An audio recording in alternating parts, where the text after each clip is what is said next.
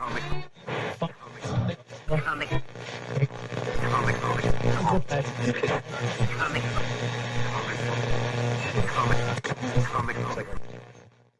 everybody, it's Weird Wink Wilkinson laughing and scratching at you. How's everybody doing today? I got a little bit of a stiff neck. Let me just fix this up.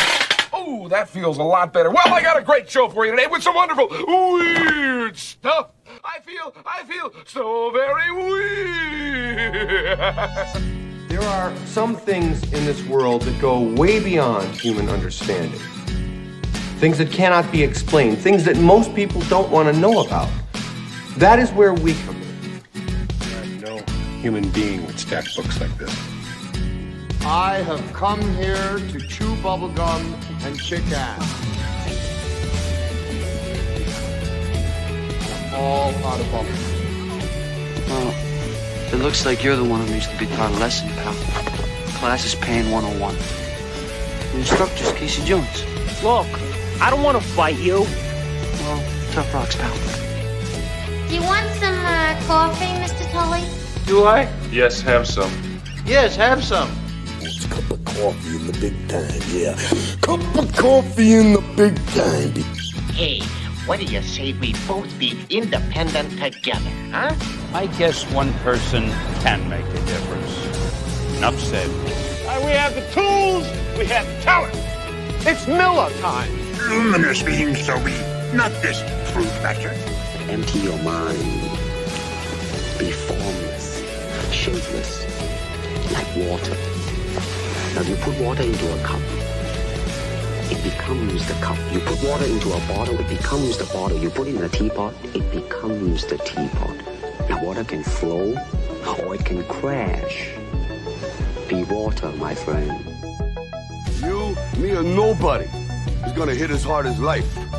But it ain't about how hard you hit. It's about how hard you can get hit and keep moving forward. How much you can take and keep moving forward. That's how winning is done. Hey, these aren't my rules. Come to think of it, I don't have any rules. Well, that's great. Either I have a monster in my kitchen or I'm completely crazy. I don't think you're crazy. You know something? Maybe I am insane. Maybe I am insane.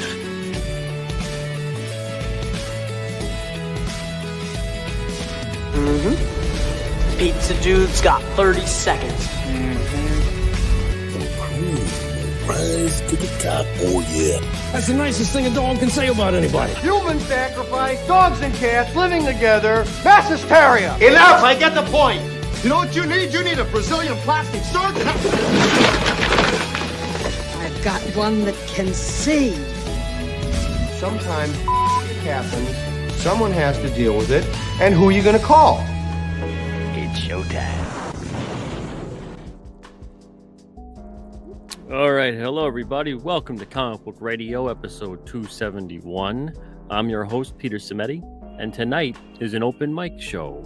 So I'm wondering if we're going to actually have some guests here tonight. It's been rough the past couple of weeks on open mic. You know, I'm giving it the month of April to see, do we continue with this show?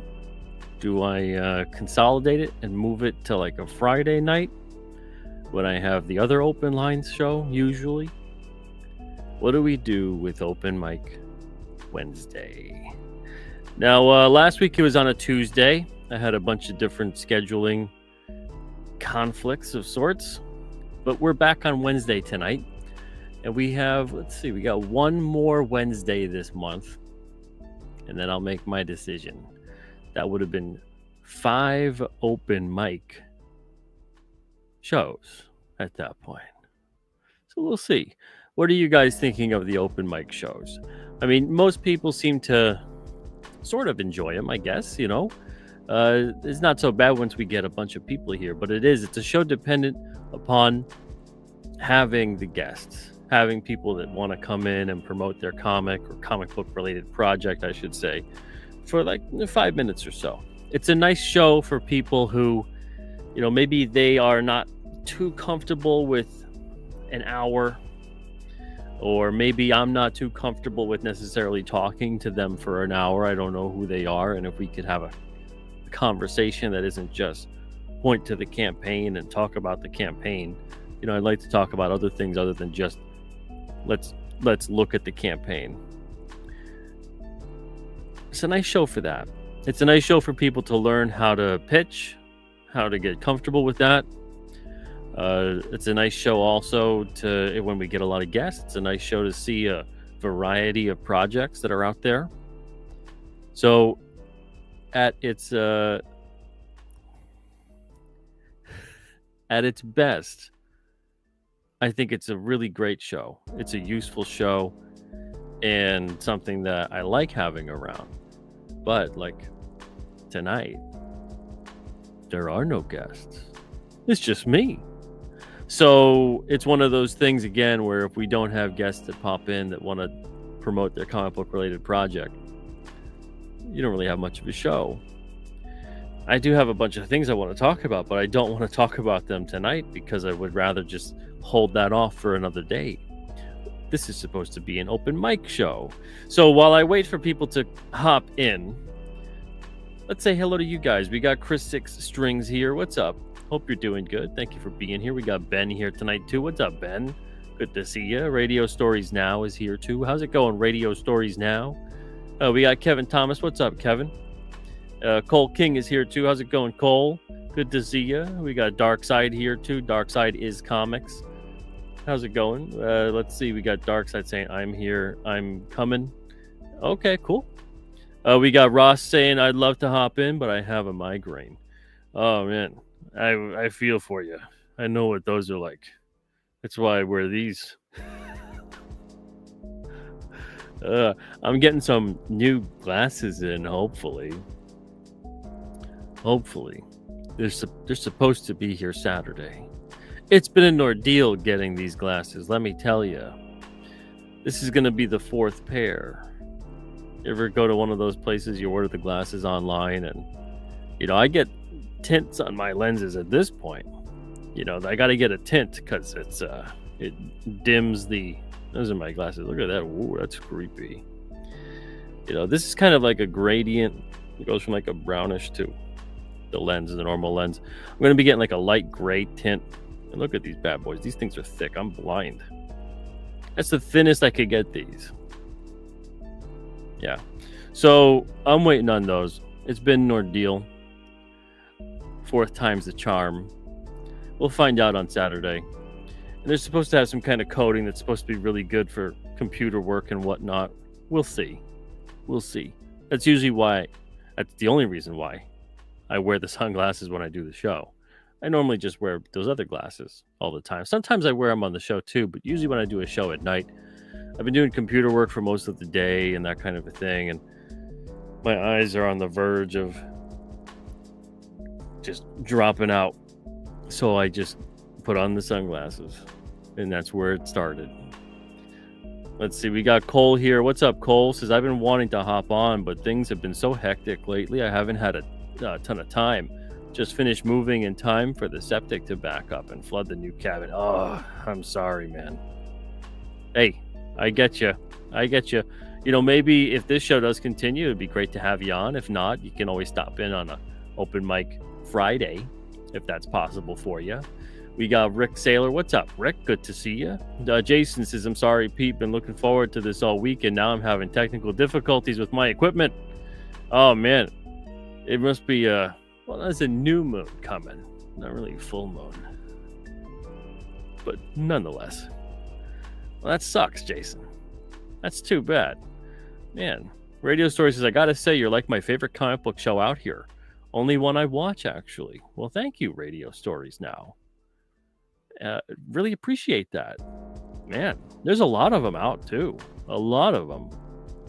I don't have nearly the amount of time to watch all of them. Sometimes I don't get a chance to watch any of them. And so thank you so much. I appreciate that. Let's see, we got Cigar Gangster saying, good evening, everyone. Good evening, Cigar Gangster. Good to see ya. Sheldon Martin's here, too. What's up, Sheldon? Good to see you as well. Cole's saying, I'm currently packing for a hotel. where I'll be for 1 to 6 weeks. That's the best timeline the insurance company could give me. Holy smokes, man. Holy smokes. I am so sorry, Cole. Cole, I was literally going to ship out your package because you won some comics last Saturday. I have to delay the Alterna remastered books. I'm going to get into that on Sunday when we have the Alterna show. Not great news with the printers and whatnot, but I'll hold off on sending it to you. Let me know when things are cool with you, and because I don't want to send it in the whole mix-up of stuff, because I'm going to send you a bunch of things. Boy, oh boy. Let's see. Hey, Ben says, hey, Pete, loved your interview with John's Longbox. 2 of my favorite YouTube comic book peeps cutting it up. Thank you for watching that. Appreciate that. And Yan Zhao is here. What's up, Yan Zhao? Good to see you. All right. So without further ado, we finally do have somebody waiting ever so patiently in the green room. Let's hope we get some more. I'd like to fill up an hour at least, which means we need maybe about 8 or so guests to make that happen. All right, so 5 minutes on the clock, possibly more. I give more time if we don't have any guests waiting in the wings. Give your attention to Marinus. What's up? Hey, Peter. Hey. Thank you so much for having me. No problem. Good to see you. Yeah, you too. Oh, so I'm a little bit new here on the show, right? I see you podcast a lot, but jumping in, that's something totally different. Promoting comics and all that stuff. Yeah, excited to be here. So great. Where are you from? Because you had left a comment today saying it would be 3 a.m. by you. Yeah, it's 3 a.m. I'm from the Netherlands. Oh, wow. Yeah, from Europe. Yeah. Man. So, but that's not a problem. I mean, I just set the clock, and luckily I don't have to work tomorrow. So I said, you know what? I just climbed out of bed to be here. Oh, wow. Did you? So you took a nap, and now you're up? Yeah, absolutely. Because I didn't want to miss this, right? Wow. Okay. What do you got for us? Well, okay. So how does this work? I'm sharing my campaign and I'm talking about the... Yeah. Okay. Totally share your campaign. You know how to do that on StreamYard? Yeah, I can. Just give me a second. Okay. And thank you for being with us here at 3 a.m. Yeah, of course. To tell you the truth, I would not be here at 3 a.m. I can imagine. I mean, my bed was very warm and cozy. So I salute your... Man, that is some kind of... dedication right there. Well, of course. So here we go. Yeah. You got Gemini Crusaders, the Atomic Conductor. What's this about? Well, this is a 32-page full-color science fiction medieval story, and let's say it's in medieval settings. It's about 2 girls that's being, that's part of a kingdom, and the kingdom is under attack by alien beings that came from the stars hundreds and hundreds of years ago. And the story about that is that hundreds of years ago, they crashed into the mountain, they destroyed a valley, and there came other beings from the stars basically to eradicate them. So we have the good aliens and the bad aliens. The good aliens brought bioweapons with them to annihilate them. So there was a war hundreds of years ago. And apparently those evil aliens were destroyed. And now hundreds of years has been passed and now basically returned, but the eradicators, if you can call them that, are gone, right? They are dead. Only that remains is they are bioweapons. They are scattered across the land. They are part of the history of the land, and people revere them, but also are afraid of them because they don't know exactly what they are. They just, the one time they are there and they help then the king save the kingdom. And then there is 2 girls here and they have the ability to control and pilot them. How? Well, that's part of the story, right? And so we have then 2 girls, Vivienne and Isabel. Isabel is basically she's an apprentice, and basically she wants to know more about those bioweapons, where they come from, right? And her sister Well, she is more stoic. She is basically the other half, very protective. She's a provider for the home, a totally different person. And what you can see here, for instance, that the kingdom is under attack, and they have the ability, well, the girls pilot those weird, strange things. And the fun thing is about it that even the kingdom that, is under attack, they still don't know how to react to these otherworldly things because they don't know what aliens are, what bioweapons are, where these monsters come from. Basically, they think they are from, hell. And even if the bioweapons looks weird, there's also a little bit dissident and distrust in the ranks of the soldiers.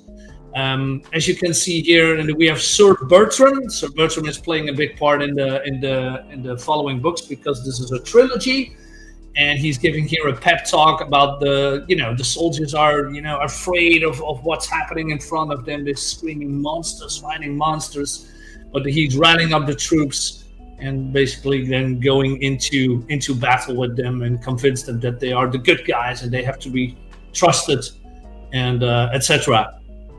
I think the art looks fantastic. We have the artist Sid Tellis here. Oh, I'm sorry. Sid Tellis is from Brazil. I talked over you a third time. I'm so sorry. The timer rang, but don't worry about it. There's no one else waiting, so I'll let you continue. Okay, I'm gonna ask you the artist, and then I'm gonna shut up. Yeah. Okay. So the artist Sid Tellis is from Brazil. He was basically my first pick. Because I approached him and he did some amazing job because I sent him some stuff. I said, hey, can you make something weird and creepy? And he came up with this. So it seems that these bioweapons, he can transform into a defensive mode and shooting rockets with eyes here. Super cool. And look at this. They are approaching a monastery, and deep down in the monastery, there is something weird in the corner. And they see also a dead monk or a father maybe. And he has a scroll, and he has also something on his head, and they need to figure it out what it is and where it come from. So there's some adventurous side on it. It's not all action. It's mostly also a little bit more, story driven. I want to explore and flesh out the world and the people that are in it. We have some also great covers. So this is a watercolor-esque horror cover from Sid Tellis here, which tells also a cool, very dark story here. I like that.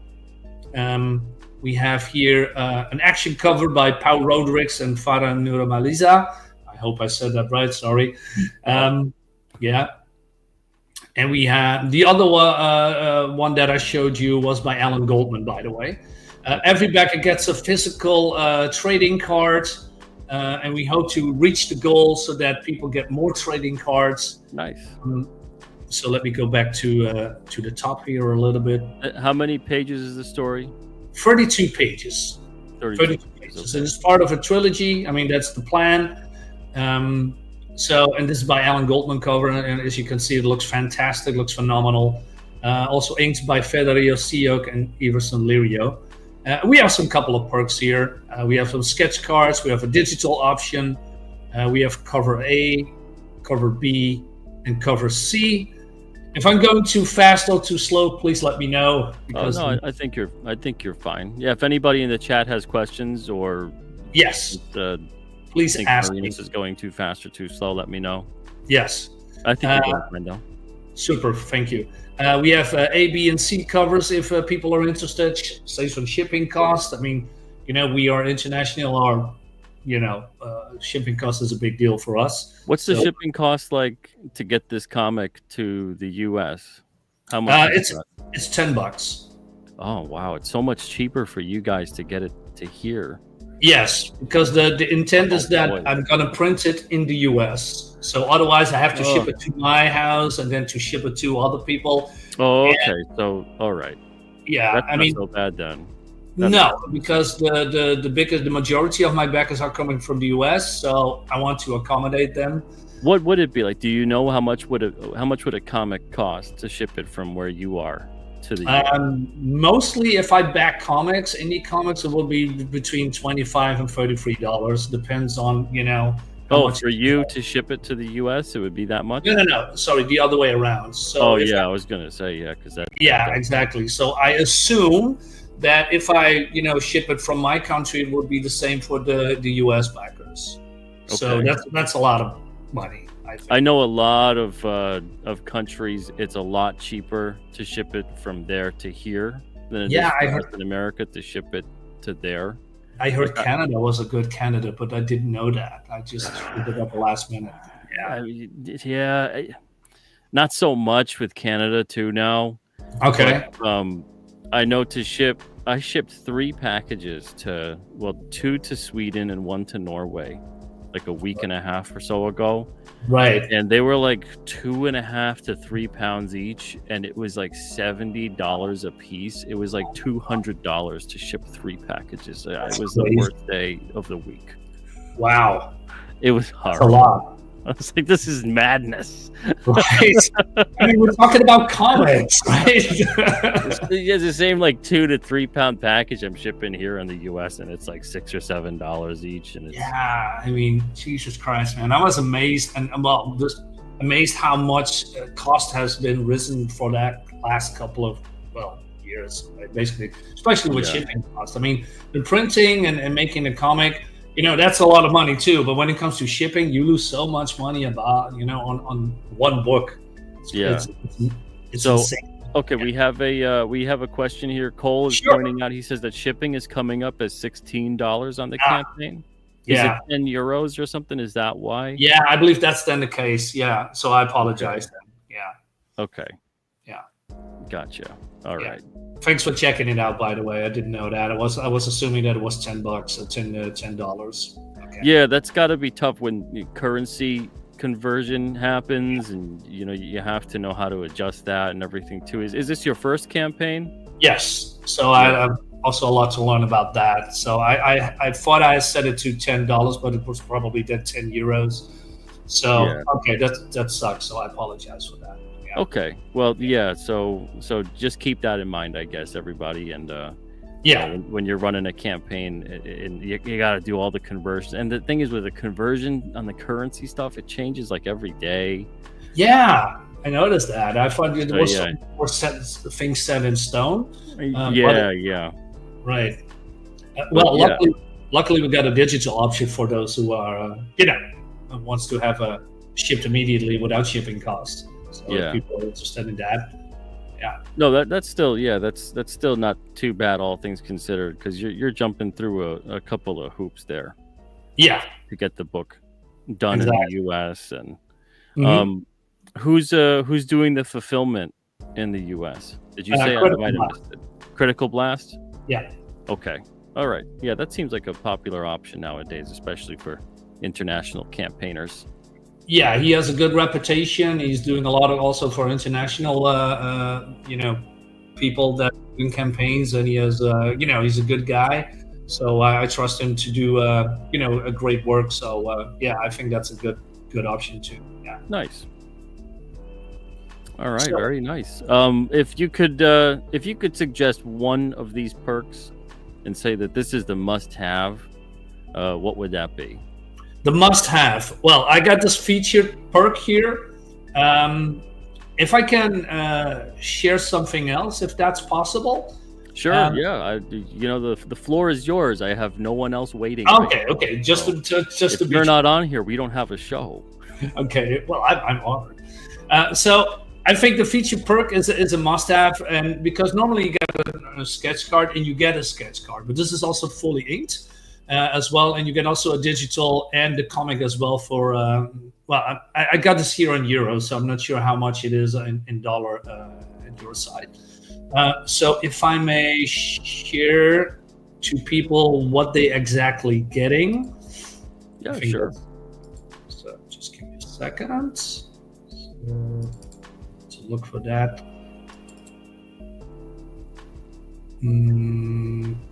How does this work? Okay, he's loading.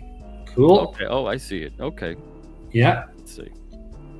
So this is what people are getting. This is just a sketch from a backer that private messaged me and said, hey, I want to have a fantasy from a PSP game or PlayStation Vita game. And Sid said, okay, is this good enough? And he says, yeah, do it immediately. So, and this will be also, black and white, inked, etc. Nice. This looks good. It looks really good for a sketch card. So this is what people are getting when it comes to quality. This is not finished, but you can see where this is going. So this looks really, really good in my opinion. Yeah. Where did you discover Sid and his work? On Facebook. Facebook. Okay. Yeah, there were some Facebook groups that I in, and I want for me detail and backgrounds is a must for storytelling, and so I saw that someone that has the ability to do that, and I didn't even know how good he actually was. He did some black and white Western art he showed, and then like I said, I just said to him, hey, can you do some weird monster stuff in the medieval times? And he showed me character designs, and we go over with monster designs, and I said he showed it something to me and said, yeah, you're hired. Basically. Wow. And the fun thing about Sid is he has almost free reign, because he knows exactly what we are looking for how the flow of the story, what kind of art we want. Basically, we give him little directions. We just said to him, hey, this is the story, this is the page that we think how it's going to be. Yeah, and then he draws in, and there's some very slightly minor changes, and then he immediately, draws it. Yeah. Has he worked on other comics before? He's working on other comics, but I never asked him which one. I think that's not for me to ask what he's working for. Okay. So, Normally, if he's working in the progress of it, but I didn't know if he had anything that was already out.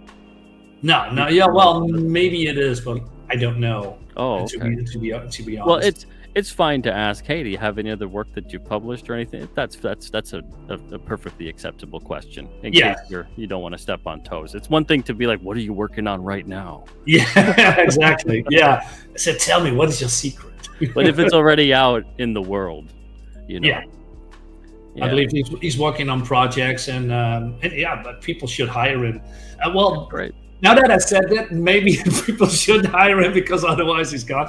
No, he's already agreed to work on Volume 2 with me. He's 100% on board. So this is the first volume, and you said it's a 3-part series, right? Yes, it's a trilogy. Okay. We got a question or two here in the chat. Sheldon Martin asks, do any of your characters know martial arts?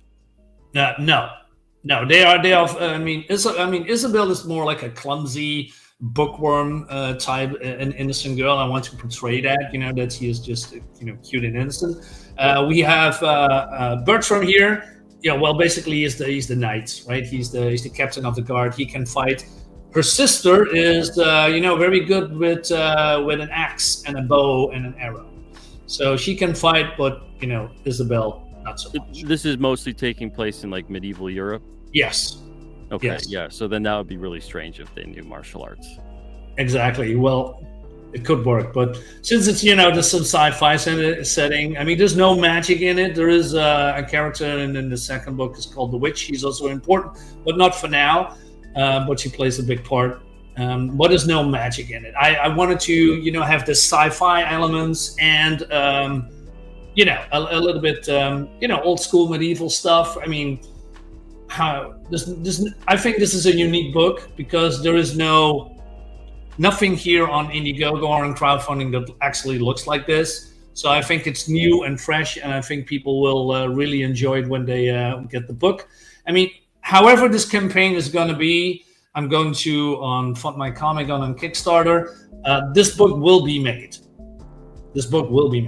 So, what's it at currently right now? What's the goal? How many days are let me check here. I believe we are almost halfway. So we have 20 days to go to fulfill it. The goal. Yeah. Okay. Yeah. And what is this? You're sharing something else? Yeah, another art piece. If you want, I mean, if I have the floor, then I want to promote this as much as I can. Yeah, sure. Yeah, this is part of the flashback when the good aliens come to town, warn the people, but the people are of course superstitious and drove them away. Then something crashed into the mountains, and there is a red mist releasing, and that comes into the valley, and everyone that is in the mist is dying, deforming, melting, and then we see the aliens try to come back, help the people, but actually it's already too late. And that is the beginning of the war that that was hundreds of years ago, and I hope to tell the story in the next volumes. But it's more like a flashback, how it all happens, how these creatures come to Earth, and what these bioweapons are and where they are coming from. Right? Is this comic kind of explaining, in your way, the Black Plague? Yeah, that's a good one. Yeah, the red plague in this case, but yeah, actually it is. Yeah, that's a good. Yeah, very nice. Yeah. So I hope people like what I don't they're know how much you know about me or how much you've watched this channel before, but I'm very interested in not just ancient history, but ancient aliens type of stuff. You know, Really? to kind of So I'm caught up with a lot of that sort of thing. I don't know how much research or anything like that you put into here, or anything that has to do with events that have happened throughout history. But it seems like you've done a lot of stuff. Like you're alluding to a lot of stuff, whether you realize it or not. It just seems like you do realize it. Yeah, to a certain degree. It was not part that say, hey, we need a black plague in here, and then call it a red plague or something. It's just more. It is convenient for the story. But now that you say it, I said, oh yeah, you're absolutely right. So maybe subconsciously that I, try to tell that story a little bit here. Yeah. Yeah, it's interesting stuff. Before. Yeah. Yeah. Sheldon also asks, is this your first comic that you've written? No. I was a co-writer on Black Hot Manor. There was a Indiegogo Kickstarter campaign years ago. And I did that. one. Yeah, that was a fun one. And but I was more like a co-writer instead the writer itself, and I want to do this for myself now, and hopefully people like it. So I have a little bit of experience, but this is my first official book.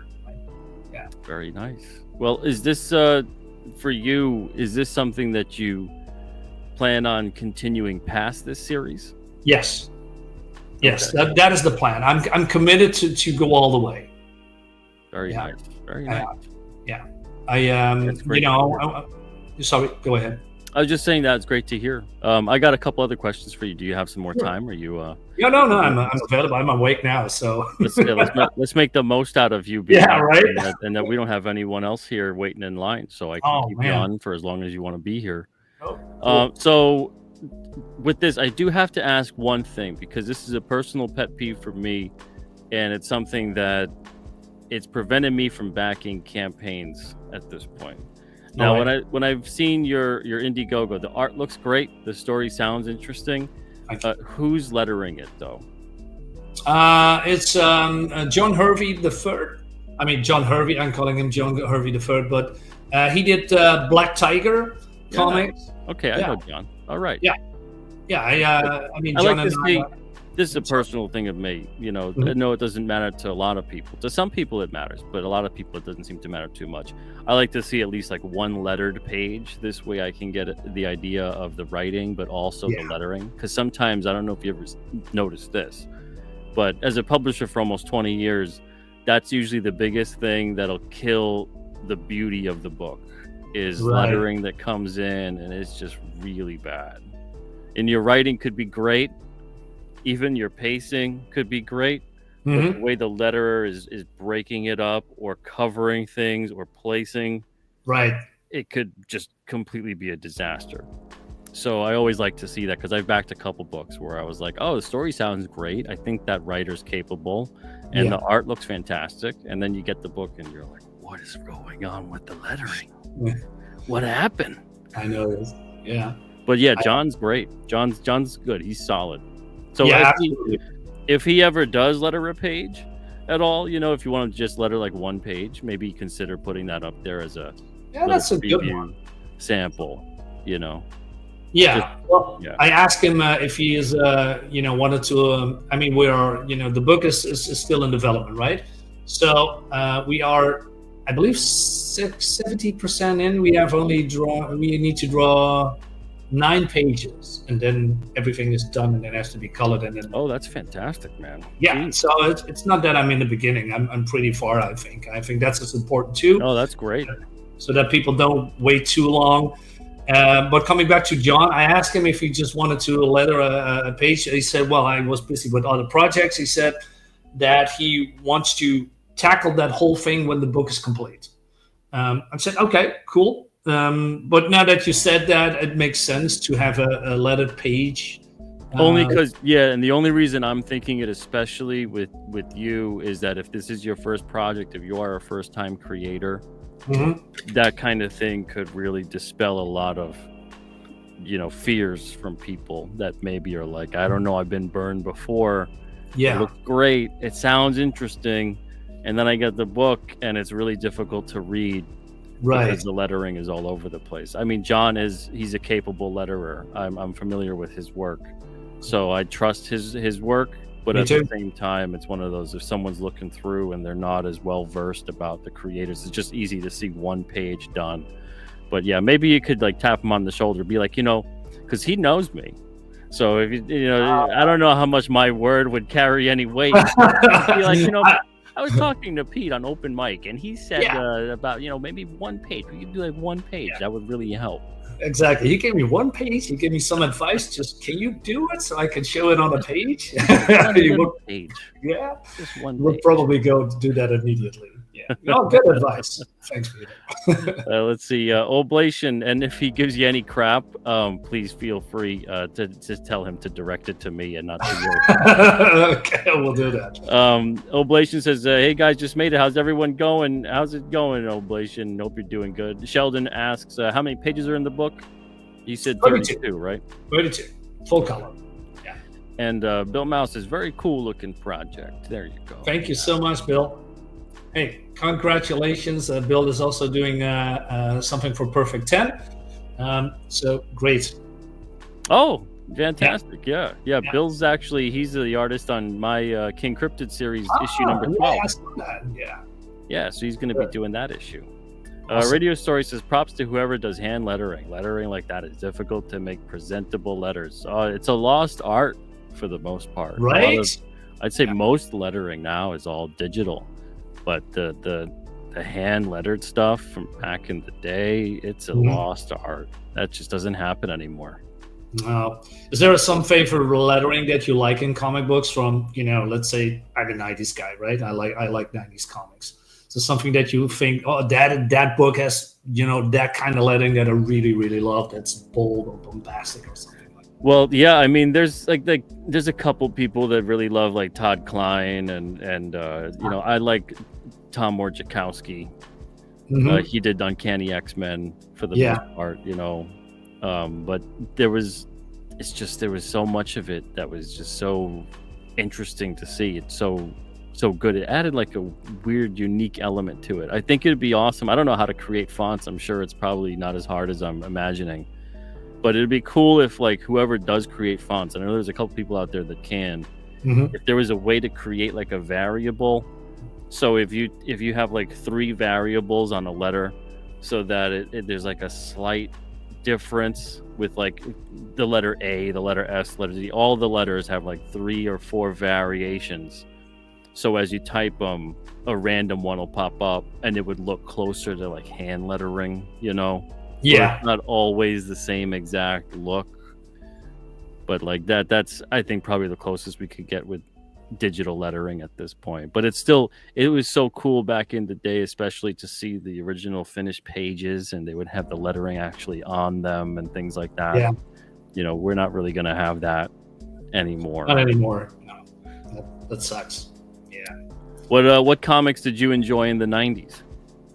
Well, I was one of those guys that bought everything until I decided not to because my wallet and I didn't like it, in the mid 2000s. I was more like a Green Lantern guy. I bought a lot of Justice League, etc. I really enjoyed the Green Lantern series, with Hal Jordan and later with Kyle Rayner. More like what is it? Those character that came after, the heroes. Let's say when Superman died, and we have all Superboy and Steel, etc. Superboy, I was also a fan of. I was very hesitant because I like the originals. I grew up with the originals, with the original Justice League, etc. But then when the second wave took over, I was very hesitant first, but I really, really enjoyed that. So, yeah, and then I think my favorite superhero group, is the Justice Society of America. Okay. Yeah, that's a pretty classic group. Yeah. I mean, there was some great. Especially it's not really the '90s, but it came after that. Especially the 2006, 2007 with Jeff Johns on it. I think that was fantastic. I'm not, a big fan of modern comics anymore. I just don't buy Marvel and DC anymore. I think they're boring now. But years ago, oh man, I couldn't wait to get comics. Yeah, man. It's funny because there's a lot of things that were done at both of those companies that were allegedly for the sake of not making them complex and confusing anymore to readers. Yeah. But I think they're even more confusing now than ever before. Like back when I was a kid, I didn't know all the histories about everything or whatever, but seeing like issue number 348 or something didn't intimidate me. It was just like, that's the issue that just came after 347. Yeah, exactly. And that meant that there were all these other stories beforehand. And if anything, it felt like it was easier to follow because it was just the one line, and that was now the newest issue, and that was the number of it. Yeah. Now there's like all these little mini series that spin off and retcons and reboots that have occurred, and so it gets very convoluted. And then it's like, well, is this part of the same continuity that's been around for? It's a very strange industry at this point. That's why like indie comics, even as a creator, when I was starting in comics like 20 years ago, I had like an inkling of like, maybe I'll get one day into like Marvel and DC or something, like just do indie stuff for now, and then eventually go that direction. And then between being more and more about creating my own stuff and then talking to creators who'd been working for both of those companies, I just completely didn't want to go down that road at all.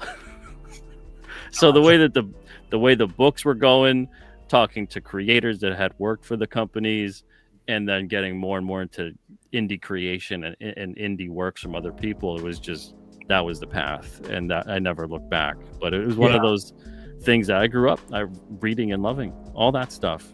And it's it just, that was it. Good choice. You're doing great, I think. Right? And I'm very happy that you also, giving other people's a platform to promote their comics and talk about them. But you're absolutely right. It was the reason that I, going to the indie crowd, because I don't want to read Marvel and DC anymore. They're just not for me. Maybe my taste has changed, but since all this stuff that has been changed from the big two, I thought, you know what? And then I'm tried to read an indie comic, and I said, hey, wow, this is also some new and fresh, and you can see that people are very invested in their own project. You see more love in comics, and that is what I'm missing nowadays. So more love and dedication and passion. We don't see that much anymore. Not from the big two anyway. And so indie comics it is. Yeah. And it's a shame because there's a lot of very talented people at those companies. Absolutely. It's one of those, they're now a subdivision of a multi-conglomerate billion-dollar company. Yeah. And you get lost in the weeds. Yep.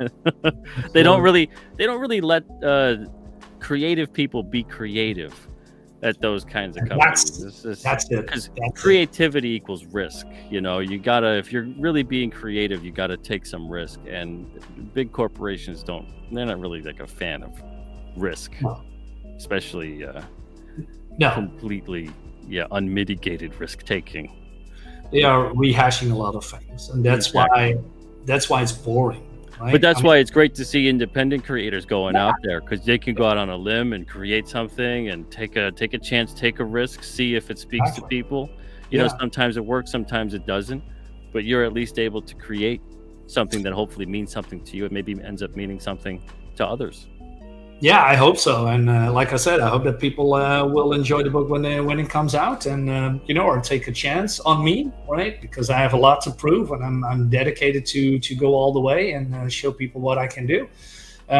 So yeah, back Gemini Crusaders, guys. Yeah, that's great, and especially for those who might have missed it in the beginning, he's joining us, and it's 3 a.m. Well, now it's 3:46. Yeah, it's getting later. Yeah, and he's been helping me carry this whole show tonight. So I tried to do my best. Otherwise, it would be lonely for you as well, Peter. So I'm here to. It would. Yeah, it would. I might have ended the show early. Yeah. So thank you. Yeah. Let's see. Chris 6 says I plan to contract Rick Joseph when my book is ready. Yeah, Rick is a very talented and capable letterer as well. Okay. Very, very talented dude. Yeah. So if you're looking for a letterer out there, consider contacting him. Okay. Let's see. Cole says I'm trying to back, but Indiegogo is being difficult. I'll back when I can. Let's get this baby funded. Thank you, Cole King. I really appreciate that. Thank you so much, man. Yeah. Let's see. Kevin Thomas says, who was the guy that does all of Walt Simonson's lettering? John something? Oh, yeah. Walt Simonson's lettering is also big and bold and I like that. When he's doing some explosion, you see this big boom behind it. Especially like his Ragnarok comic from IDW. That was great. Oh, yeah. Is that still going on? Do you know? No, it's. I believe it's now stopped. I'm not sure why. I believe it was a great success, but who am I? I think personally it was Walt Simonson's best book to date. I like his forerun, but Ragnarok is fantastic. Wow, absolutely. Okay. Yeah. Let's see, Marinus. Hey, Gordon, how you doing, man? Good to see you. He says John Workman was the letterer. Okay. Oh, okay. Gordon knows his comics. Yes, he does. Yeah. And Marinus, I'm going to have to bid you adieu because now I've got actually someone here who wants to hop in and promote their comic too. But thank you so much for being with me. I think you were on for about a half hour. So hopefully it was well worth staying up to 4 a.m. And hopefully we get you some backers as a result of it. If not, at least some more eyes on your project. Yeah, it would be nice. So thank you so much for having me, Peter. And, I good luck to the next candidate. I'm going back to bed right now. So yeah, go for it. There you go. Okay. Bye, man. All right. See you later. Bye-bye, guys. Good night. Yeah. All right. Very nice. So, I got to say, I don't know if I'd be on here at 3 to 4 in the morning. I know I wouldn't. Let's say that. So, dedication right there. If you guys have not had a chance to check out his book, we got a couple of those links there in the chat, but the name of it was Gemini Crusaders, and it is on Indiegogo. All right, so let's give 5 minutes. I kind of feel bad for this dude, but not too much. You'll see why. It's going to be the last guest of the show, because we go about an hour, and then that's kind of it, But let's give 5 minutes to this gentleman, Bill Mounds. Pete, how you doing? How you going? And the reason that I say I don't feel too bad for you is because Bill is tomorrow night's guest. Exactly. I was actually enjoying just being in the chat for a minute, and then I'm just like, well, it's almost the end of the show. Like, I just want to say hi and be like, I'm going to take 5 minutes and be like promoting my show with Pete tomorrow. Yeah, sounds good. I mean, you can still promote what you want to promote. You do have 5 minutes.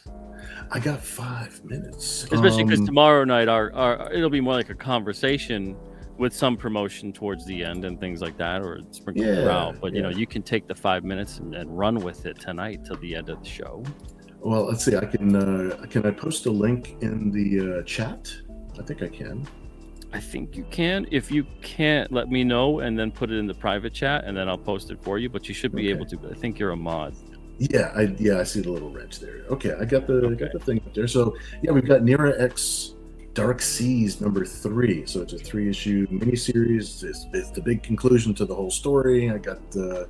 We got this kind of a pirate theme, but it's kind of a fringe benefit to have the pirate theme, just because it takes place on the kind of a Bermuda Triangle kind of area of this Cyber Angel world that Nira's story takes place on.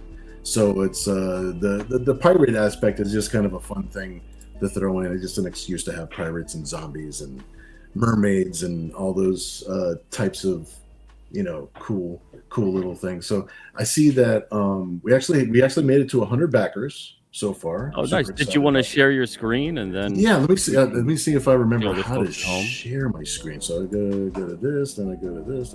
I just realized for the first time, I've been using StreamYard for a few years. I just realized now there's no way for me to click on any links that pop up in the chat. Let's see. I shared the screen, so hopefully you have it. There you go. There, awesome. All right. I'm in control of the thing. All right, so cool. Yeah. I don't know if I could play the little video. We can see. Yeah, sure. If you want. Yeah, let me just make sure to appropriately stage it for you. Please do. And let me know when you want to play it. Okay, I can go ahead and hit the play button right now. Okay. All right, cool. Here we go.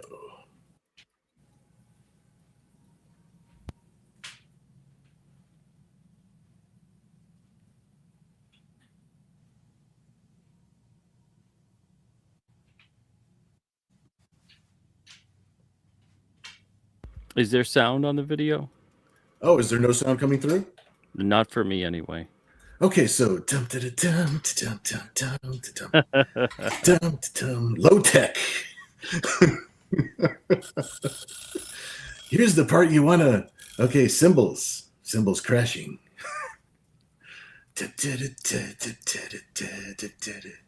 All Is right. it like it could be like every trailer that's been around for the past 10 years, where it's like, yeah, exactly.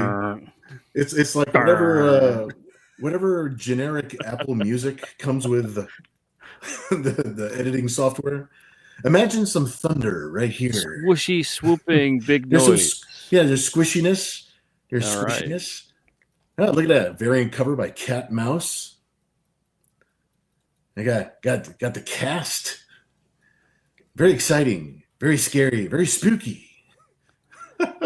Actually, what it is, James, and this is pre-recorded to answer your question about no sound. This is all part of the video.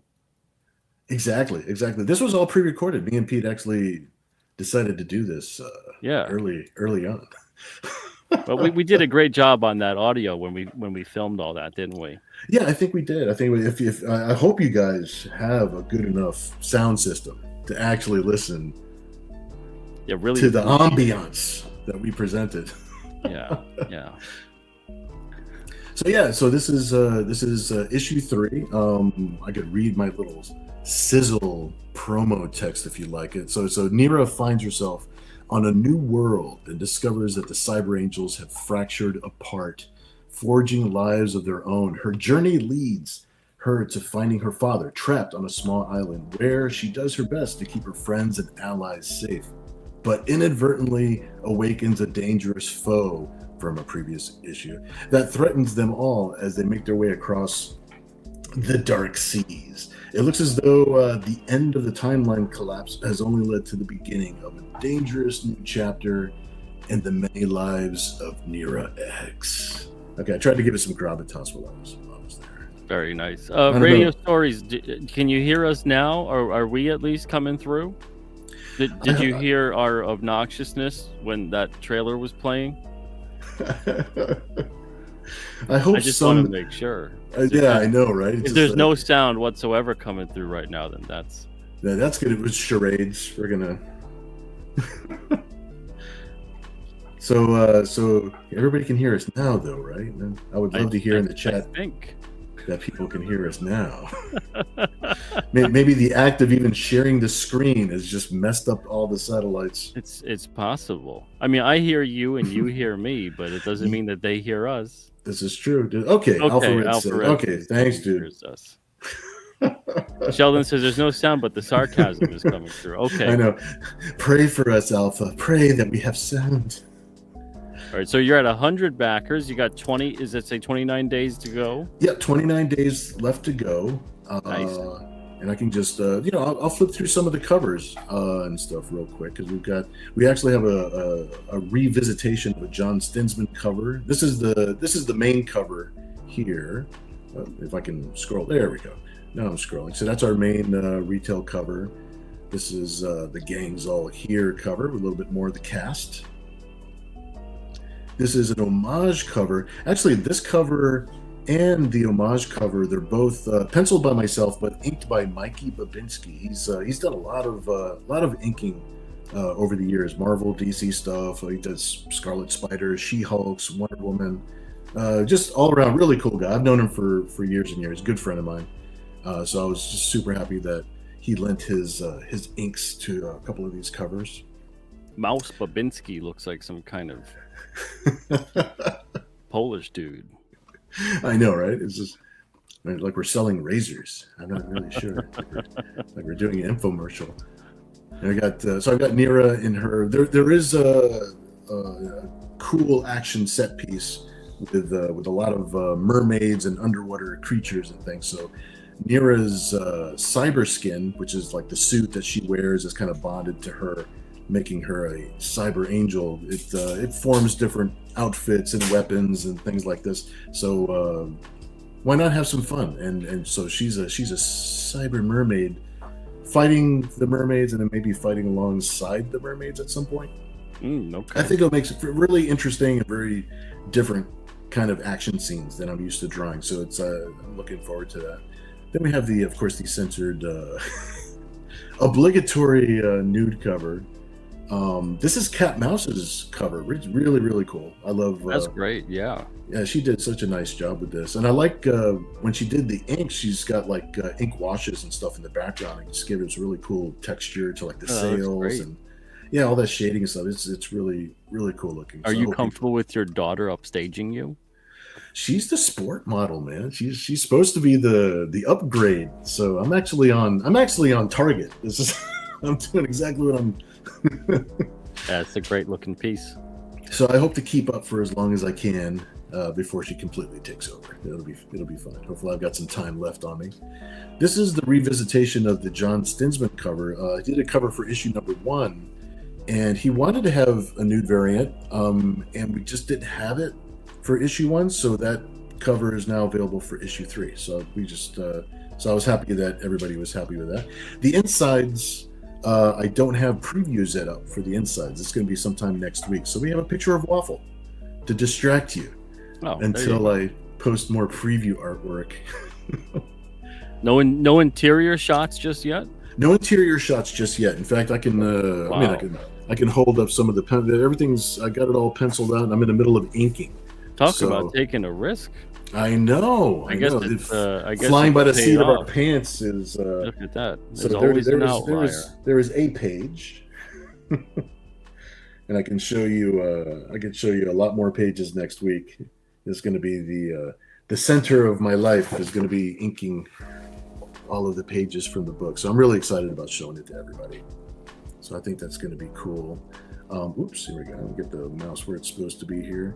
You know, I mean, to your credit, you know, a point to you, people have a lot of years of your work to reference. And I'm grateful that they give me because there's a lot of faith going on. Yeah, you know, it's like they're kind of sight unseen as far as the interior of the book, the story, you know, what's happening. Just at least have a taste. So there's gonna be 5 or 6 pages that'll be fully colored and lettered that'll be up in the preview section. That's great. Probably like a little bit later in the week next week, and I'll have that up so that way people actually get a good look. But everybody, you know, the first 100 backers that hopped in, thank you so much for believing in me. That I'm not gonna just do preview art and covers and that's it. You know, that's awesome. Any plans to take this afterwards to like a Fund My Comic or Indiegogo or anything like that? I have been considering Fund My Comic.